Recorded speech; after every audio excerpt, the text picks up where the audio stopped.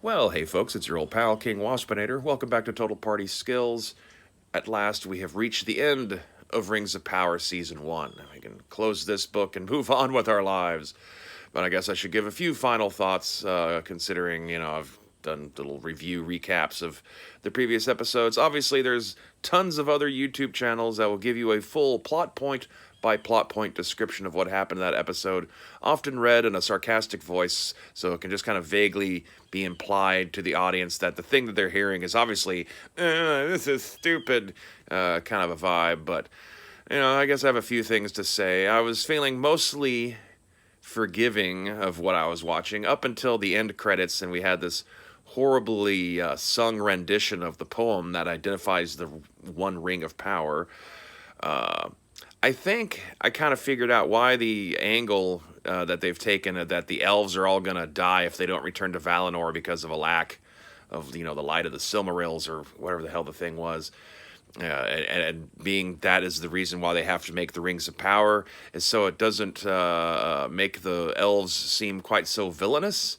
It gives them a good reason why they need these powerful magic rings because it's saving their lives. It's not at all just because the elves were curious little fuckers and they also are attracted to power and having influence over the worlds of the seeing and the unseen.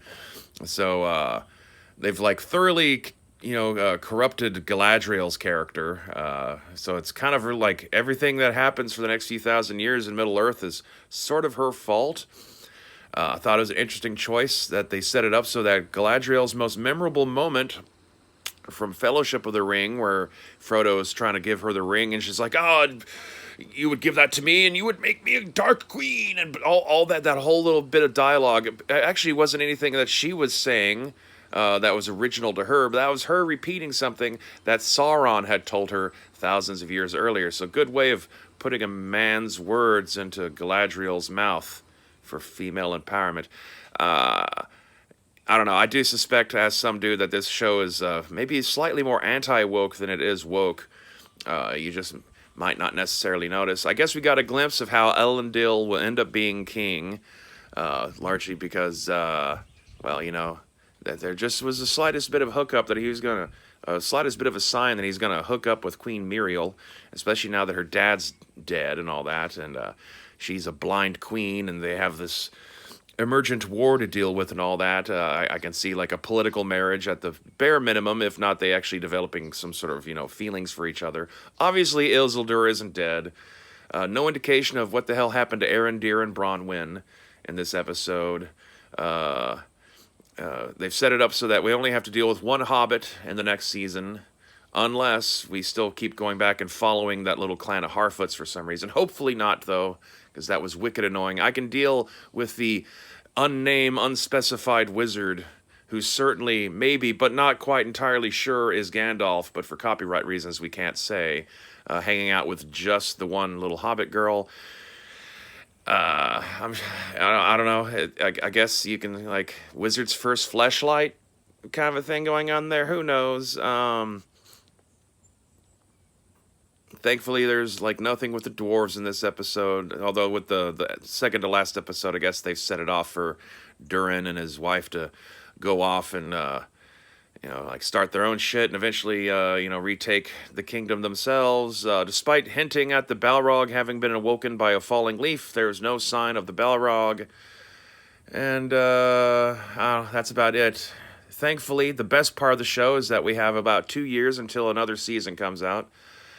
I'll be curious to see how much deep analysis gets made of this show. It was just a flash in the pan. People bitched about it while I was on the air, and is everyone going to stop talking about it now?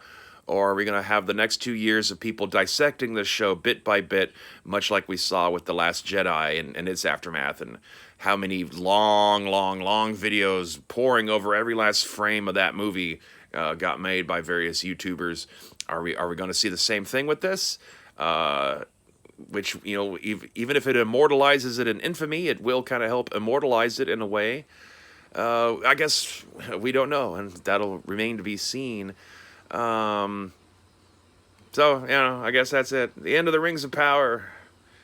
already just one season, and it's now a third of the entire visual catalog of live-action J.R.R. Tolkien adaptations.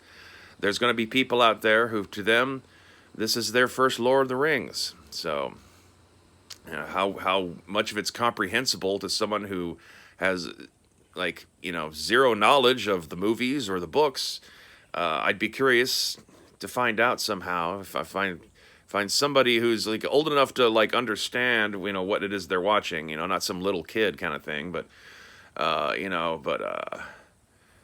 yeah, is it comprehensible to somebody who has zero background with the lore at all? I can't tell. Eh, eh. Thankfully, it's over. And so this video's over. And until next time, stay ringinated.